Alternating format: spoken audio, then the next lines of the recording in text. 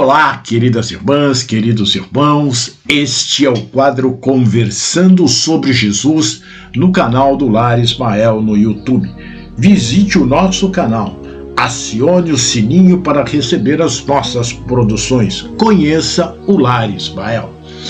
Hoje nós vamos trazer uma página do livro Jesus no Lar, Espírito Neio Lúcio, psicografia de Francisco Cândido Xavier, o capítulo A Caridade Desconhecida.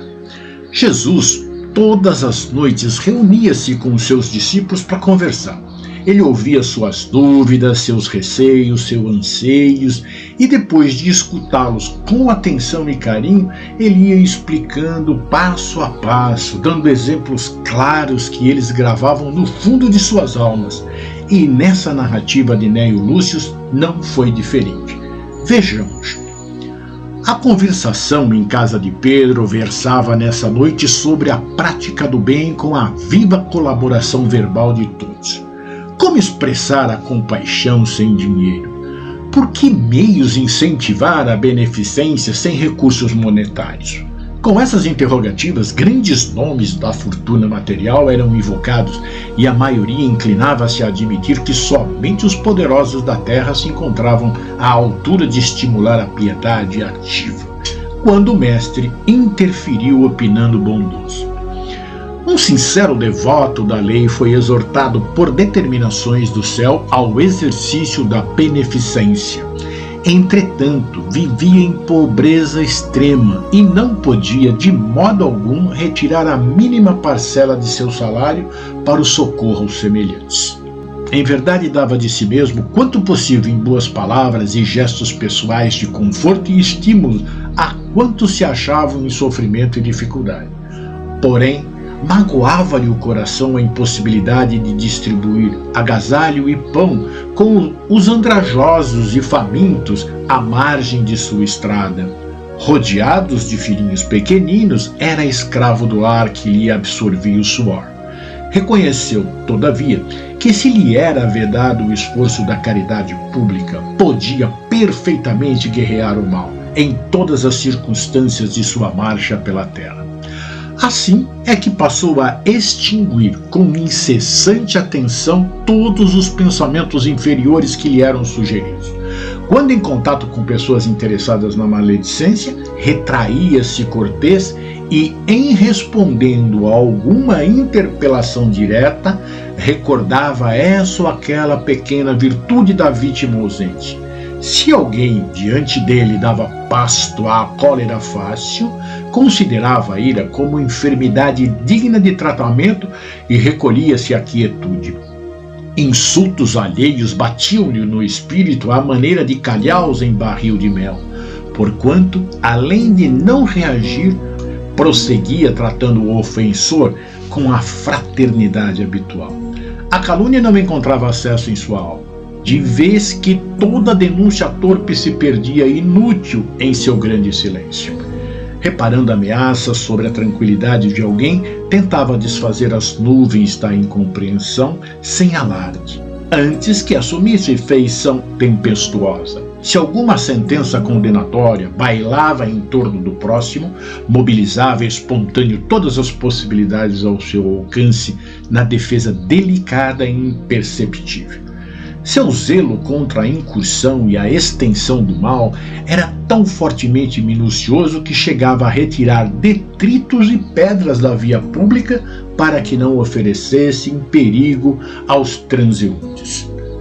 Adotando essas diretrizes, chegou ao termo da jornada humana, incapaz de atender às sugestões da beneficência que o mundo conhece.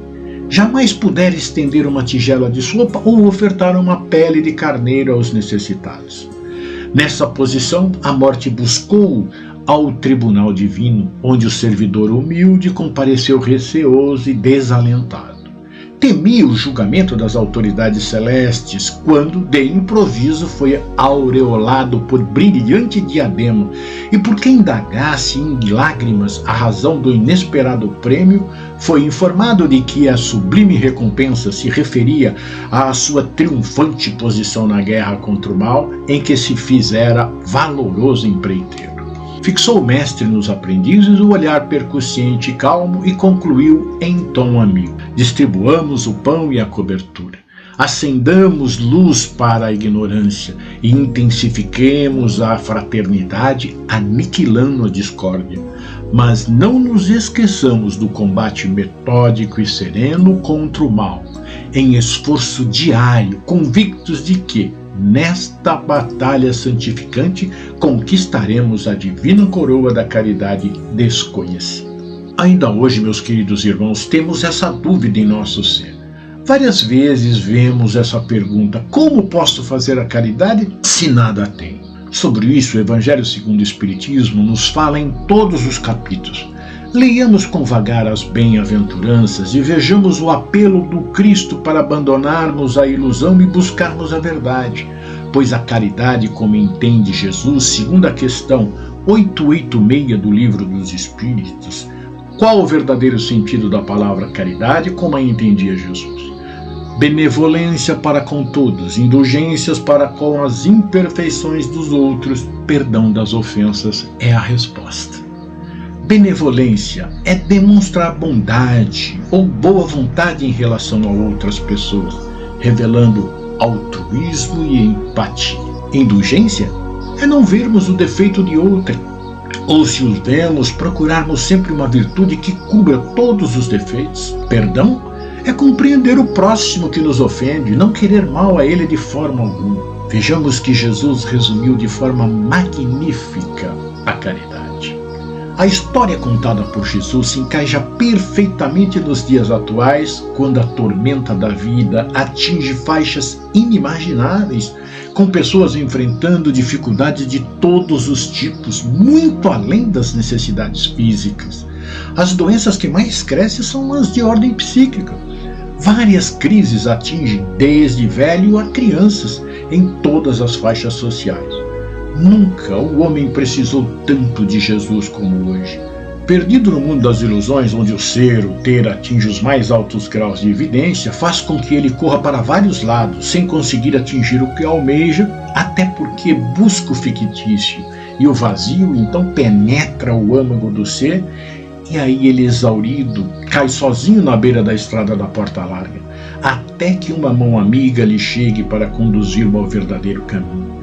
Ele não tem fome de alimento material, ele tem fome de Deus, de Jesus, da verdade. E para que possamos nos colocar à disposição de Jesus e seus colaboradores de luz, necessitamos lavar o nosso vaso, o nosso espírito, pois Jesus nos disse, conforme Mateus no capítulo 23, versículo 26, fariseu que não enxerga, limpa antes de tudo o interior do copo e do prato, para que da mesma forma o exterior fique limpo. Se colocarmos água limpa em um copo sujo, ela ficará suja.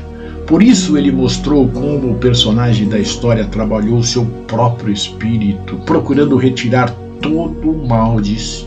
Então, desta forma, procurando nos conhecer, conforme nos mostra Santo Agostinho ao responder às perguntas 919 e 919A do Livro dos Espíritos, iremos passo a passo atingir o estado que o nosso amigo da história contada por Jesus percorreu. Aí teremos mãos, ouvidos, ombros e palavras para aqueles que passam por grandes necessidades do conforto espiritual.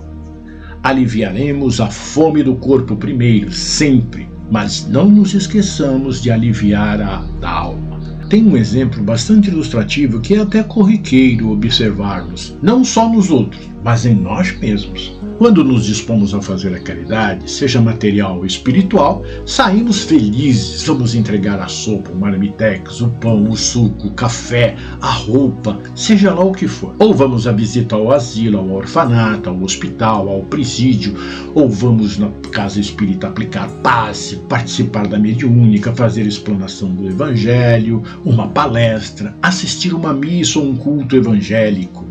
E saímos dessas atividades felizes, leves, tranquilos. Mas no percurso desta atividade para a nossa casa, lá no trânsito, na rua, ou ao chegarmos em casa, deparamos-nos com situações adversas. E o que fazemos? Muitos de nós perde todo o benefício recebido momentos antes, porque alteramos nosso estado de espírito. Ficamos bravos, contrariados, irritados e acabamos discutindo e ferindo aqueles que amamos. Que benefício sobrou da caridade que praticamos? Por isso precisamos renovar nossas atitudes da forma como fez o personagem trazido por Jesus na história.